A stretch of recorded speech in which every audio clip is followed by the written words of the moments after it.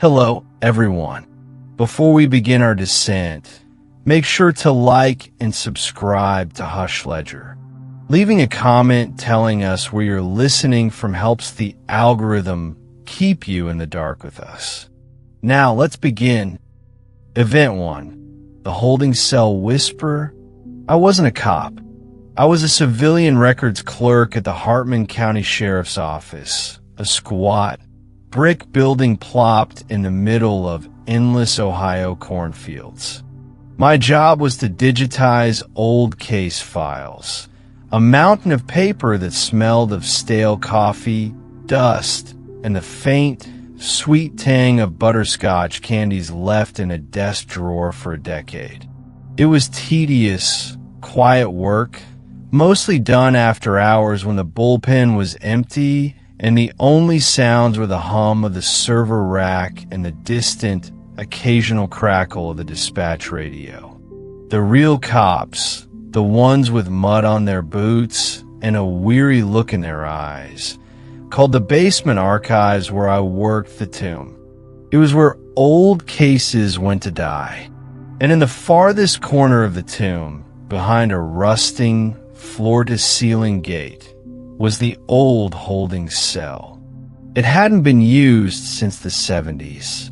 It was just a concrete cube with a metal bench bolted to the floor and a stainless steel toilet, stained a permanent, ugly brown. The first time I heard it, I was scanning a file from 1982, a domestic disturbance that had gone tragically wrong. It was a soft, rhythmic sound. Scrape, pause, scrape, like a fingernail, slow and deliberate, being dragged across metal. It came from the direction of the old cell. I froze, my hand hovering over the scanner bed. The sound stopped. I wrote it off as the building settling or pipes groaning. An old building has its own language of noises. But it happened again the next night, and the night after that, always when I was alone. Scrape, pause, scrape. It was louder now, more insistent. I'd shine my phone's flashlight towards the cell gate, but the beam couldn't pierce the deep shadows inside. The air down there would grow cold, a damp chill that seeped right through my sweater. I mentioned it to Deputy Miller one morning as he was grabbing his coffee. He was a grizzled old-timer, 2 years from retirement. He just grunted. "That's Charlie," he said, not looking up from his mug. "Don't mind him. He's just lonely." I laughed, a nervous, brittle sound. "Who's Charlie?" Miller finally looked at me, his eyes flat and tired. "Fella who died in that cell back in '78. Seizure. They found him on the floor, his forehead scraped raw from dragging it back and forth across the bench leg." He took a slow sip. "We just never got around to cleaning it out." The casual horror of that statement lodged in my brain like a shard of ice. That night, the scraping was different. It wasn't a random noise anymore. Now that I knew, I could hear the pattern. It was slow, pained, mournful. I tried to ignore it, to focus on the whir of the scanner, but my eyes kept drifting to that dark gate. A week later, I was the last one in the building, racing to finish a backlog. The scraping started up, louder than ever, a metallic shriek that set my teeth on edge. And then it stopped. The silence that followed was somehow worse, thick and heavy. And then a new sound, a wet, choking inhalation, like someone struggling to draw breath through a fluid-filled throat. It was coming from inside the cell. I should have run. Every instinct screamed at me to run. But I didn't. I picked up the heavy mag light we kept for power outages and walked, step by trembling step, towards the cell gate. The smell hit me first, a sour, rotting smell like meat left in the sun. I raised a flashlight, my thumb slick on the switch, and pointed it through the bars. The cell was empty. Just the bench, the toilet. Nothing. I let out a breath I didn't know I was holding, and then my light caught it. On the floor, right where Miller said they'd found him, was a dark, damp patch on the concrete. It wasn't there during the day. I could see it clearly, and as I watched, a fresh, glistening droplet welled up from the porous surface and dripped, adding to the stain. From right behind my ear, so close I felt the chill of the breath on my neck, a voice, guttural and thick, whispered a single word. Alone? I didn't scream. I didn't make a sound. I just ran. I left my bag, my keys, everything. I never went back. I quit over the phone. Sometimes in the dead of night, when my own house is too quiet, I'll hear the furnace kick on with a metallic groan, and I'll sit bolt upright in bed, waiting for the scraping to start again. Because Charlie isn't just in that cell anymore. He knows what loneliness feels like, and he doesn't like to be alone.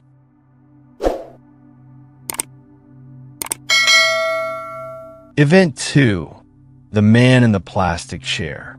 My first year as a patrol officer in a sleepy coastal town was mostly writing tickets for tourists who parked too close to the dunes and breaking up drunken squabbles outside the clam shacks. The station was small, just a handful of us, and the graveyard shift was a special kind of boring. That all changed the night we brought in the man in the yellow raincoat. It was 3 a.m., pouring rain, and a trucker had called in a pedestrian hazard on the old coastal highway. We found him just standing there on the white line, soaked to the bone, staring out at the black, churning ocean. He was maybe in his 50s, with a gaunt, hollowed-out face. He didn't have any ID. He wasn't violent. He wasn't drunk. He just wasn't there. When we asked him his name, he blinked slowly and said, "The tide's going out." So we brought him in to dry off and figure out who he was. We sat him in a plastic chair in the corner of the booking area, the bright fluorescent lights bleaching all the color from his face. He didn't move. He just sat, hands on his knees, water dripping from his raincoat onto the linoleum floor, forming a small, dark puddle. I was doing paperwork at my desk, maybe 20 feet away. My partner, Jess, was in the break room making what he called midnight coffee, a tar-like substance that could strip paint. After about 10 minutes, a cold dread began to creep up my spine. It was a primal feeling, the kind you get when you sense a predator nearby without seeing it. I looked over at the man. He hadn't moved an inch, but his head was now tilted, and he was staring directly at me. Not at the room, not at the wall, at me. His eyes were a flat, lifeless gray, like the ocean on a stormy day. I tried to ignore it. I focused on my incident report, the clack of my keyboard unnaturally loud in the silence. But the feeling of being watched was a physical weight. I glanced up again. He was still staring. And then the corners of his mouth twitched upwards into the faintest, most empty smile I have ever seen. It wasn't a happy smile. It was the smile of someone who knew a terrible, private joke. My skin crawled. "Sir," I said, my voice tighter than I intended. "You doing okay over there?" His smile didn't waver. He spoke, and his voice was a dry rasp, like stones grinding together. "You have a kind face," he said. "It will be a shame to ruin it." Every hair on my arm stood up. I slowly put my pen down. "Excuse me. The man in your house," he continued, his gaze unwavering. "The one standing behind your wife right now. He doesn't think you have a kind face at all. He's jealous of it." A block of ice formed in my gut. My wife, Sarah, was home alone. I'd spoken to her an hour ago. I stood up, my chair screeching back. "What did you just say?" Just then, Jess came out of the break room with 2 mugs. "Everything all right?" I pointed a trembling finger at the man. "He just threatened my wife." Jess looked from me to the man, who had now returned to his neutral, vacant expression, staring at the wall as if nothing had happened. "He didn't move an inch, Alex," Jess said, frowning. I was watching through the window. "He hasn't said a word. We put him in an interview room. He offered no resistance. He just sat, silent once more. We ran his prints, his photo, everything. No hits. He was a ghost." An hour later, as the sun was beginning to gray the sky, he looked at the 2-way mirror and said, clearly, "You can go home now. He's finished." I don't remember the drive. I broke every speed limit, my heart hammering against my ribs. I burst through my front door, my service weapon drawn, screaming Sarah's name. The house was silent. I found her in the kitchen, standing perfectly still in the middle of the floor. She was white as a sheet, staring at the back door. It was unlocked. It's never unlocked. She told me she'd woken up around 4 a.m., sure she'd heard someone walking around in the backyard. She'd come downstairs to check the lock, and as she'd reached for the deadbolt, she'd seen him, a tall, shadowy figure of a man, standing just outside the glass, looking in at her. He'd stood there for a full minute, she said, before melting back into the trees. The time she gave me matched exactly when the man in the plastic chair told me I could go home. We never found the man in the yellow raincoat.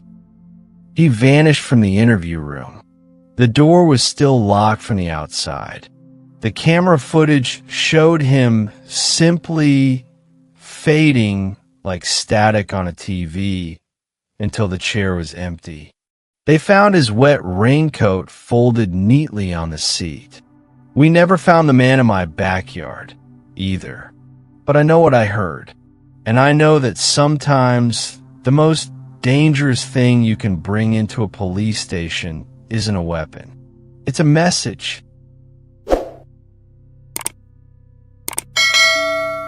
Event 3. The Evidence Locker. I spent 15 years on the force, the last 8 as the evidence custodian for the 12th precinct. It was a retirement job, a quiet way to wind down after too many years on violent streets. My kingdom was a sprawling, windowless basement room, a labyrinth of steel shelving units holding thousands of brown paper bags and plastic tubs, each one a tiny coffin for a piece of someone's worst day. The air was a constant 60 degrees and smelled of dust, old paper, and the faint, coppery tang that never quite washes off confiscated knives. My routine was sacred. I'd come in at 7, brew a pot of coffee that could wake the dead, and do my morning walk through. It was on a Tuesday in March when I first noticed the discrepancy. On shelf 7B, dedicated to the cold cases from the late 90s, there was a single cardboard box sealed with evidence tape that had yellowed with age. The case number was 98-0441, a double homicide in a pawn shop. The logbook said it contained miscellaneous personal effects, but the box was wrong.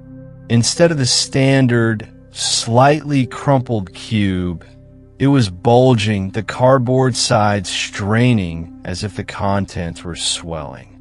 The tape wasn't just old, it was brittle, flaking away at the edges like dead skin. I checked the digital log. The last entry for 98-0441 was an audit from 2005. No irregularities noted. I ran my finger over the bulging side of the box.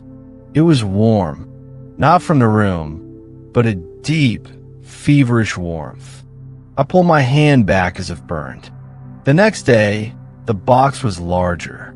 It had pressed outwards so much that the shelving unit above it was tilted at a slight angle. The old evidence tape had split open in the middle, revealing a sliver of darkness, and a smell leaked out. Not the smell of decay, but of something else, something sweet and cloying, like overripe fruit and cheap perfume. It made the back of my throat itch. I told my sergeant. He came down, took one look, and shrugged. Probably just damp, Carson. Cardboard expands. We'll get it resealed. But he didn't touch it. Nobody wanted to touch it. The other officers who had to retrieve evidence from that section started taking the long way around. The air around Shelf 7B grew colder, a pocket of winter in the climate-controlled room, while the box itself radiated that unsettling biological heat. A week after I first noticed it, the box was the size of a small refrigerator, crushing the shelves around it. The cardboard was now a dark, damp brown, pulsing rhythmically like a giant, diseased heart. The sweet smell had become a suffocating miasma, mixed with the sour stench of rot. The split in the tape was a gaping mouth, and from within I could hear a sound, a soft, wet, squelching noise like meat being tenderized. The final straw was the whispers. Faint, overlapping voices, male and female, emanating from the box. You couldn't make out words, just tones, pleading, crying, and underneath it all, a low, guttural laughter. We evacuated the basement. They brought in a hazmat team, then a specialist from some private firm I'd never heard of. They went in wearing sealed suits, and when they came out hours later, their faces were pale and slick with sweat. They wouldn't say what they did. They just removed the box in a sealed, soundproof container. The official report stated that a batch of chemical evidence had degraded, creating a volatile gas and auditory hallucinations. They repainted the whole evidence room, but they never put Shelf 7B back. There's just an empty space there now, a void in the grid. And sometimes when I'm alone down there, doing my walkthrough, I'll catch a phantom whiff of that sickly sweet perfume. And I remember, we don't just lock away objects, we lock away moments. And some moments are so terrible, so violent, that they don't want to stay in the past. They fester, they grow, and they want out.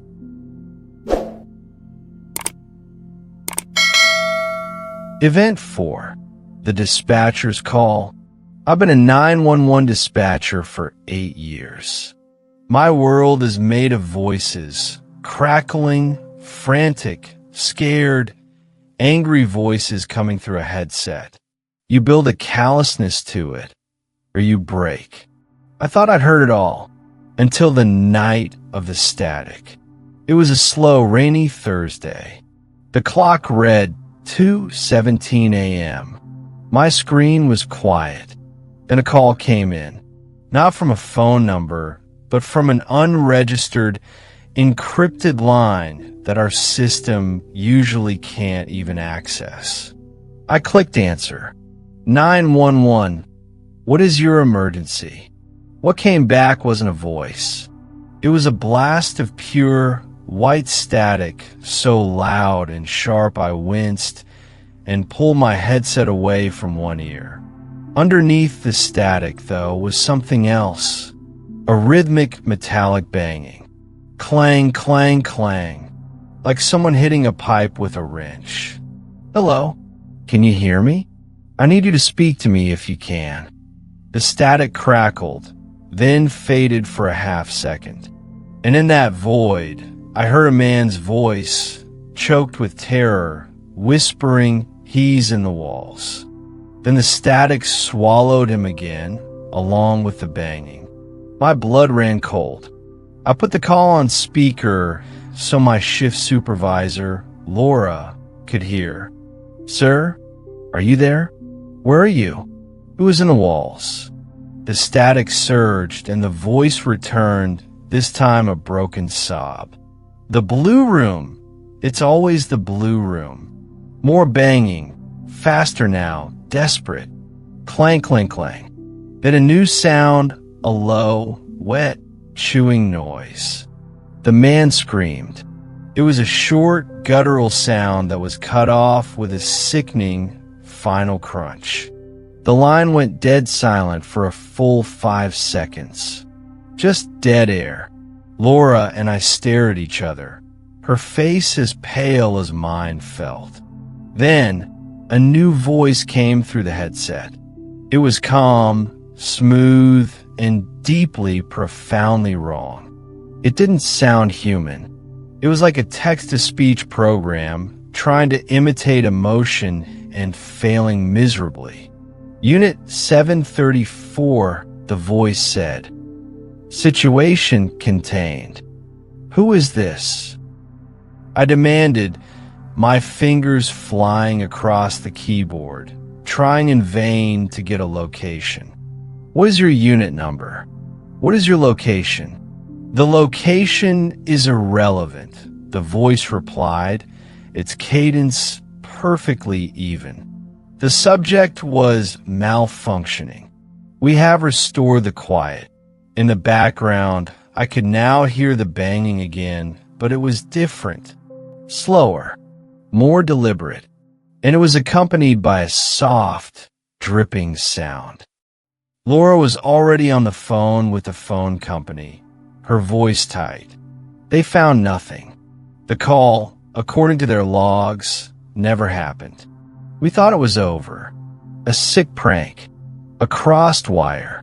But a week later, at exactly 2:17 a.m., the call came in again.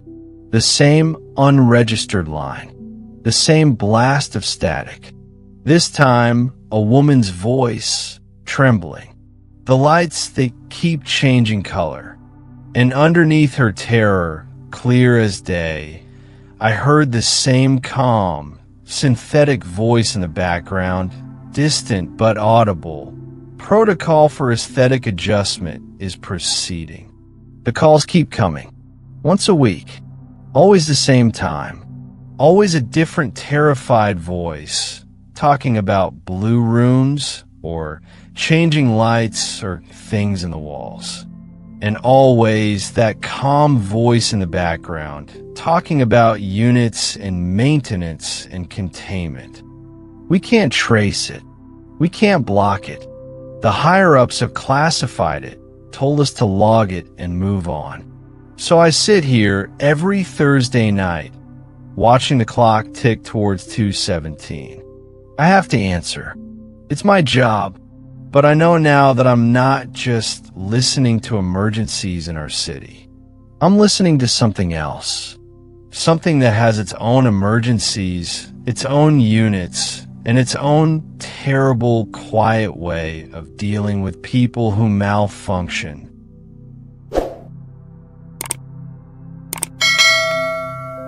Event 5. The New Recruits' First Patrol. They tell you in the academy that the uniform is a shield. They're wrong. It's a target. My name is Officer Eva Rostova, and my first solo patrol was in the Northwood sector, a sprawling, post-industrial graveyard of abandoned factories and neglected row houses. My training officer, a slab of granite named O'Malley who smelled of cigarillos and cynicism, had called in sick. The sergeant just clapped me on the shoulder. "Sink or swim, kid. It's a quiet night.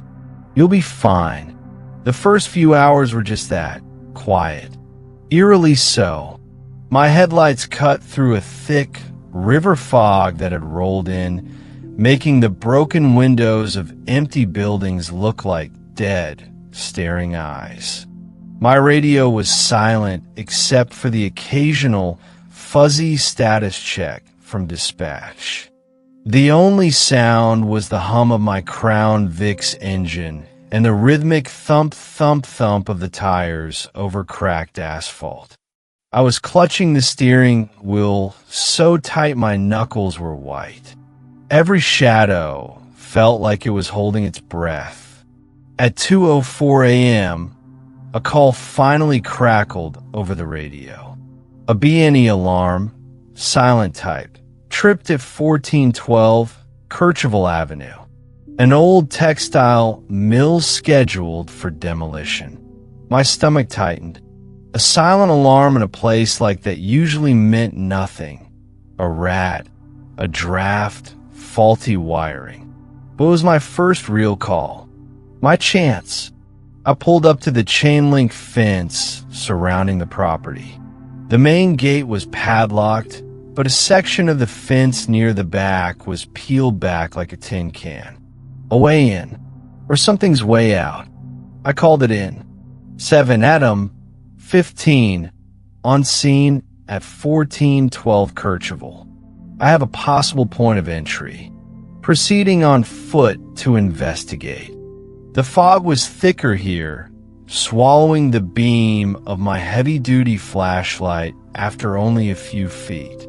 The mill was a monstrous silhouette against the bruised, purple sky. I slipped through the torn fence, the metal groaning in protest. The ground was a carpet of crushed glass and weeds. The air smelled of wet brick, pigeon droppings, and something else, something sharp and coppery, like an old penny held on the tongue. The main loading bay door was slightly ajar. I drew my service weapon, the weight of it both familiar and terrifying in my hand. "Police!" I shouted, my voice echoing into the vast, dark space beyond. "Anyone in here?" No answer. Just the drip, drip, drip of water from a leak somewhere in the cavernous ceiling. I stepped inside. The beam of my flashlight danced over colossal, rusted looms, their skeletal frames draped in ghostly sheets of dust and cobwebs. The floor was a minefield of discarded bobbins and rotten fabric. And then I saw it. A trail. Not footprints, but a wide, dark smear leading from the center of the room toward a set of double doors at the far end. It glistened in my light. I moved closer, my boots crunching on the debris. I knelt down. It was blood. A lot of it. Fresh enough to still be wet and sticky. My heart hammered against my ribs. This was no false alarm. I keyed my shoulder mic, my voice a strained whisper. 7 15. I have a confirmed 10 to 55, possible 10 to 54, evidence of a significant blood trail inside the structure. Requesting immediate backup. The radio hissed back at me. Nothing but static. I tried again. Dispatch 7 Adam 15. Do you copy? More static, then a voice, broken and distant, can't see, before it was swallowed by the white noise. The signal was dead. I was alone. I had to follow the trail. Procedure. The smear led through the double doors and down a long, narrow corridor lined with small offices. The coppery smell was stronger here, mixed with a foul, greasy odor that made my eyes water. The blood trail ended at the last door on the left. The door was slightly open. I pushed it open with my foot, my weapon raised. The office was small, dominated by a massive, old steel desk, and sitting in the chair behind it, illuminated by the sickly green glow of an old, functioning computer monitor, was a man. He was wearing a security guard's uniform, or what was left of it. It was torn and soaked in blood. His head was tilted back, his mouth agape. His eyes were gone, just dark, empty sockets.